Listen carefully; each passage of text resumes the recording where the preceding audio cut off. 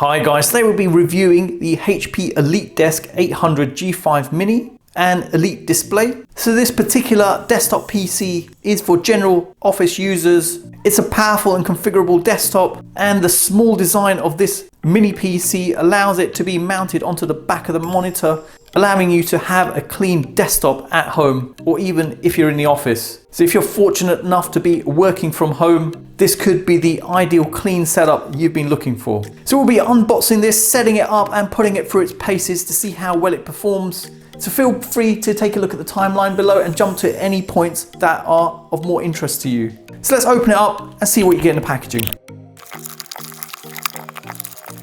Okay, so I've laid out everything you get in the packaging. Let me quickly go through the items one by one. So you get a 24-inch monitor. I'll show that in more detail later. You get a stand, and the build of this stand is very good quality. You get two power leads, and each one is 150 centimeters in length. You get a power adapter, chunky adapter on here, and the cable length is 150 centimeters. DC connection on here. You get a mouse, full-size keyboard, some screws and a mounting plate. A stand, which is for the computer, so you can mount it next to your desk if you wanted. And finally, we've got the computer. So in terms of dimensions, it's very compact. So 3.5 centimeters by 17.5 by 17.5. Looking at the front, you've got a Type-C connection point, two USB, got headphone and microphone jacks here, power button. Coming on the top, you can see the vents on here. So it's got a Core i5 vPro 9th generation in there. Nothing along this side, nothing along this side either. Rubber pads along the bottom, and you've got some screw holes here. And looking at the back, you've got two display ports, USB ports there, Type-C connection port. This is for power. Two USB ports here, Ethernet port, Kensington locking point there, and looks like a power port here too. So I'm very impressed by the size of this. Very small form factor to this that takes up minimal space.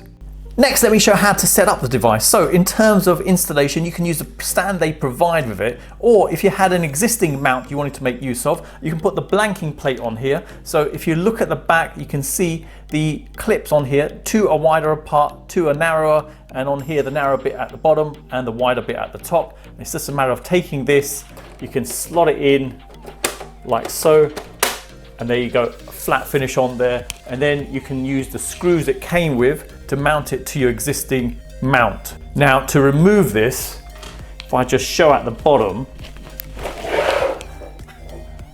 so you've got a button over here. So if you press hold of that, that dislodges it from the clips on here. So you'd need some sort of screwdriver or a knife and just carefully prise it off like so. And there you go, that's come loose, and I can pull it off like so.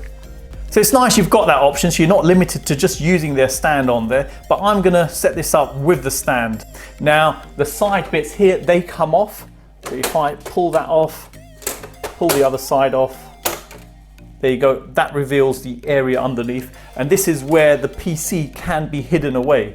So if I take it now, and the way you wanna slot this in, obviously the power and the Ethernet and any USBs are at the back, and you've got a Type-C connector just over here. So you slot it in this way until you hear a click. There you go, it's clipped into position.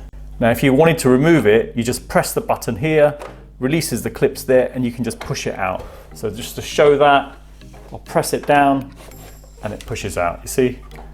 Put it back into position. Looking at the side angle here, you can see the power location. It's just a matter of plugging the Type-C connection in there, and you've got a gap here, so you can pull up cables and obviously plug in bits like your Ethernet, and if you wanted to plug in any USB connection points, you've got them there as well.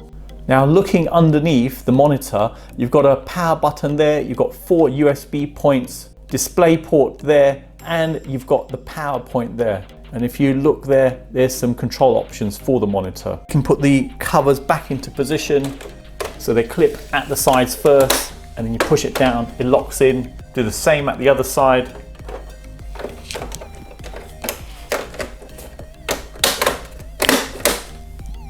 Covers are on now, and we can put the mount on, the one that came in the packaging. So it's just a matter of just taking it, placing it on, and there you go, it's locked into position now. And there you go, that's set up.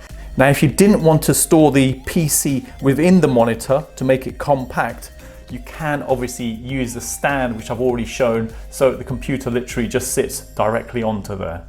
Now, in terms of getting this connected up, obviously you've got the power point here, and the DC connection point gets plugged into there, and keyboard and mouse connections go straight into the USB points. And that's it, you're ready to go. Coming in on the right hand side of the monitor, you've got two USB connection points, and on the left hand side you've got a headphone jack. Now everything's connected up, and just to note, the monitor itself does have an on button just over here. Make sure you've turned it on first. Now to turn this on, there's a power button here, and that will turn on the computer, which is obviously behind there. Click the button, and there you go, it's powering on now. For our first test, let's test out boot up time. So I've got my stopwatch here, and let's turn it on. There you go, 11 seconds. Cable management wise, there's a gap just behind the monitor. You can put all your cables going back and forth through that gap. And as you adjust the monitor, that gap doesn't change in size at all. It's just a static size there. It's a nice way of keeping things all bunched up, and you can just sort of cable time or use some Velcro straps to keep this all together. Now looking at the screen here, you've got a 23.8-inch display on this. It's an IPS panel, native resolution is 1920 by 1080, so 1080p, and refresh rate maximum is 60 Hz on this. Aspect ratio you get is 16:9. Brightness level typically is 250 CDM squared. Contrast ratio is 1000 to 1. The response time on this is 5 milliseconds. The screen itself has a matte finish on there, so you don't get any glare off there. And viewing at an angle doesn't seem too bad. You can see for yourself. I'll bring it back slowly just to show. And we'll flip around the other way as well. So even at this angle, you can see it, but not obviously as clear as when you're looking at it straight on. The monitor stand here is very nice and flexible. So with a light touch just to pull up, you can see, you can easily pull it up. When it gets to the top, it just stops. And the same bringing it down, even turning it sideways. Lots of flexibility on this. You can also tilt the screen. And then finally, obviously this is landscape mode, but we can flip it over to portrait mode. So if I lift it up, tilt it slightly, and then just bend it around, there you go. Now, just to note, it's not intelligent enough to auto flip around. So you've got it in portrait mode. You've got to go into display settings to do this. So I've got display settings open, and we'll keep that. And just to show, there you go. So if you were working on large spreadsheets, for instance, lots of data on there, you've got it all clearly to hand. Now, in terms of turning it, you can only turn it in one direction. It won't let you turn it in the other direction. But great flexibility from this. The system itself is aimed more at a home and business market, so it's more for general usage and not really aimed at gaming. Specification wise, you've got an Intel Core i5-9500 in there. It's got 6 cores running at 6 gigahertz. You've got 8 gig of RAM in there. It's got a 256 gig solid state drive in there. Operating system is Windows 10 Pro 64-bit. I've run a benchmark test on there, and it's come in fairly well at number 8 on there. So in terms of performance, it's not too bad. As part of this package, you get a keyboard and mouse. Build quality wise, it seems fine. Membrane keyboard here. So in terms of comfort, nice, comfortable, quiet feel to it. Not like a mechanical keyboard. Obviously, it's a bit more clicky when you get a mechanical keyboard, but with a membrane one, it's a bit more silent when you're working along, and nice and comfortable. And just to give you an example of sound levels from the key presses.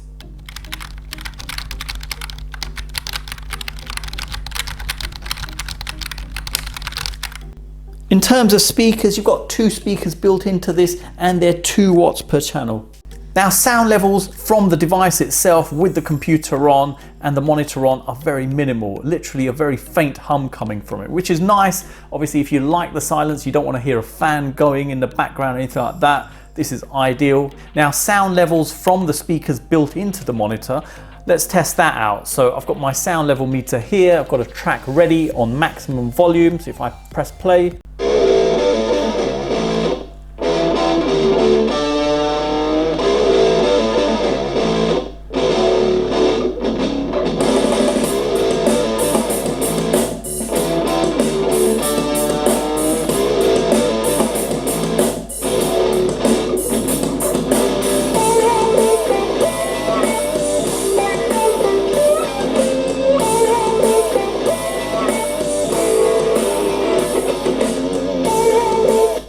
Okay, so we're getting 86 decibels coming out of this, and sound quality wise, it's not too bad. The quality itself, there was no distortion in there. In terms of mid-range bass and treble, it was sufficient. Obviously with the small speakers built in, you're not going to get anything extremely loud coming out of there, but in terms of levels, I think it's pretty good for what you're getting. Now coming over onto the webcam, you've got a full HD webcam, so 1080p picture quality on here, and an LED indicator just next to it. So if an app's accessing the webcam, the light will come on to give you that indicator. Now 2 holes either side there, that's the dual array microphones. So coming over here at the top, you have a privacy shutter for the webcam. So if I bring it across, that's now active and you can see the covers off, LED come on, only because I've got the camera app running in the background. And if I now cover it, there you go, the covers come over. Next, just to show the webcam in action. So the webcam is 1080p on here. If I hit record, what you'll notice, a light come on in the corner there. Obviously that's your first indication that there's activity there and the webcam's in use, which is good to have. Obviously you don't want your privacy being breached on this, and obviously you've got the privacy screen on here as well. So if I come in close, and there you go, with the webcam on recording, you can see it's just blanked it out completely. Coming back in there, and there you go. Now what I'll do, I'll give the actual footage that's recorded on the camera, just so you can see what the quality is going to be like on this. So you can see for yourself, picture quality is great on here, sound quality is good as well. So if you're in a lot of conference calls and you needed a webcam which had good quality, this is pretty good. And again, you don't have to buy an additional device, it's all built into the monitor, which I think is a big bonus here. And plus you've got the privacy option in there too. The system has Bluetooth on there, so you can pair up your Bluetooth devices. So if you didn't like the speakers on there, you can pair up your Bluetooth speaker and use that, and other Bluetooth devices as well, like headsets, etc. And just to show it in action, excellent bit of functionality available. The system does support dual band Wi-Fi, so 2.4 gigahertz and 5 gigahertz, and as well as that, you've got the Ethernet connection on there, and that's a gigabit LAN port on there. So if your preference was to have a wired connection, at least you've got that option available as well. Now in terms of usability of the system with multiple apps running, it doesn't struggle in any way. So I've got Excel running here, PowerPoint and Word, and flipping between each one, there's no real issue. Got a web browser running here, and even clicking on there, and then File Explorer over here. So works pretty well.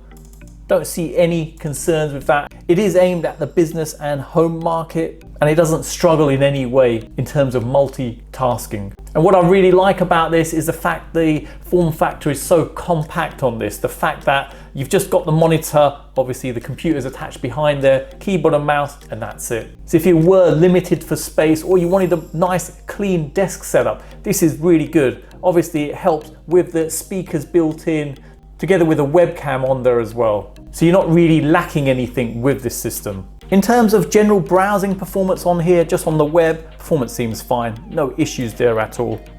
Doesn't struggle in any way. Obviously the CPU is a good CPU in there, and 8 gig of RAM is more than ample just for general usage. Now even going over to YouTube here, if I play one of my videos, it's going to full screen on this, streams well, picture quality is good as well. See for yourself, doesn't struggle in any way, no buffering or anything like that on there. So spec wise, it's well spec'd for general usage. Okay, so you've seen the unboxing setup of this all-in-one PC from HP. Really impressed with this. Takes up minimal space on your desk, so if you were in the lookout of a very small setup, this is pretty good. All in one here, so you've got everything you need. So you've got your webcam, you've got your speakers, and obviously a PC that performs fairly well with general tasks. The system has an Intel Core i7 vPro 9th generation processor equipped with Intel's Turbo Boost technology, and this enables remarkable performance from a PC with such a small form factor. So for a home user or a business user, it's perfect. Video editing as well, it was fine, didn't struggle in any way, just took a little bit longer to create the videos. In terms of network connectivity, you've got the best of both worlds, so a wired connection and you've got Wi-Fi built onto the device. I like the privacy mask on here, the fact you can manually close it, so you're not relying on the computer It's got some built-in speakers which are pretty good, and all in all, a really good setup for a business or home user. So there you go, I hope it's helped anyone thinking of purchasing this. Details are in the description below, including purchasing links. Hang around for the end cards, I'll have some more cool tech. Drop me a like if you've liked this video, and drop me a comment, let me know what you thought of this system. Thanks for viewing, and see you in the next one.